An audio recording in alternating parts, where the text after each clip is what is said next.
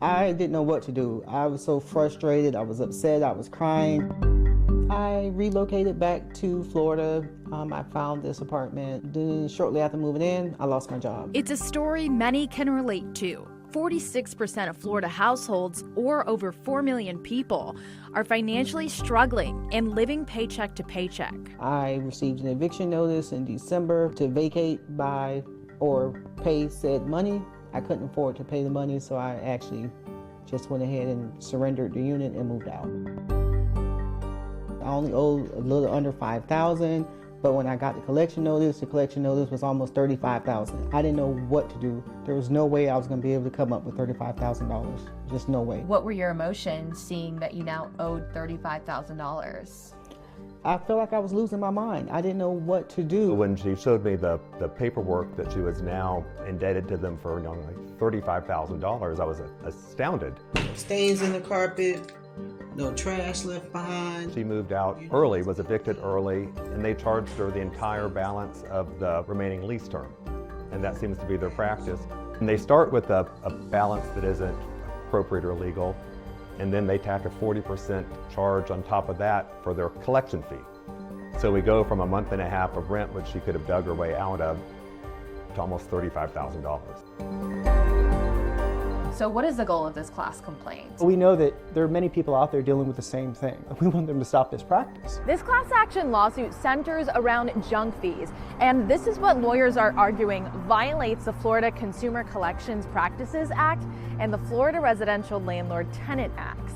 This is a widespread issue too, hence the class action lawsuit, because LVL Living, the property management company, manages around 23,500 rental units. And when they're referring to these fees in the lease agreement, we know that this is part of their standard policy, charging these various fees. Felicia, did you have any idea that you signed this as part of your lease agreement, that you could be charged this amount of money? No, absolutely not. Did you read through it when you signed it? I read through it. My attorney pointed out where the fees were listed.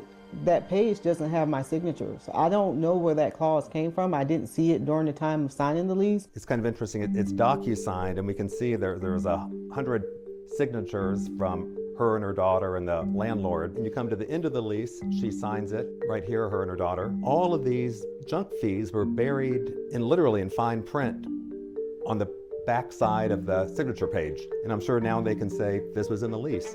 But just because it's in the lease doesn't mean that it's legal. I'm just lost for words because I didn't know that could happen to me, my daughter, or anyone. Felicia says she did not pay her December or January rent, which amounted to roughly $4,600. So how did we get from about $5,000 owed to almost $35,000? When she received her collections notice, she had a previous rents charge of $5,640, about $1,000 more than the rent she actually owed.